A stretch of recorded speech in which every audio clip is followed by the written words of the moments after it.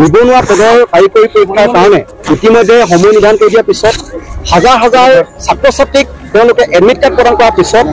1 জুলাইৰ পৰা হ'ব লগা এই যি নিযুক্তি পৰীক্ষা হঠাৎ তেওঁলোকে বাতিল কৰি দিছে। আমি অল ইণ্ডিয়া লিমিটেডৰ উদ্বোধন কৰ্তৃপক্ষক এটা কথা আমি দাবী জনাইছোঁ, কি কাৰণে আপোনালোকে এই পৰীক্ষা বাতিল কৰিবলগীয়া হ'ল,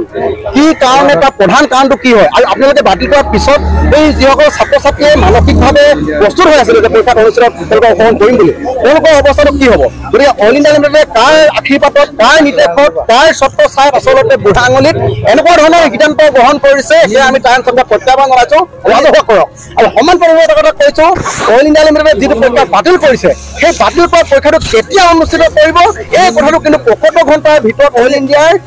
উদ্বোধন কৰ্তৃপক্ষই আমাক ৰাজহুৱাভাৱে জনাব লাগিব। অন্যথা 75 ঘণ্টাৰ পিছত কিন্তু আমি টাইমছ ছাত্ৰ সন্থাই গণতান্ত্ৰিকভাৱে অল ইণ্ডিয়াৰ অধ্যুষিত অঞ্চলে অঞ্চলে ধাৰাবাহিক কাৰ্যসূচী কিন্তু হাতত ল'বৰ কাৰণে বাধ্য হ'ম।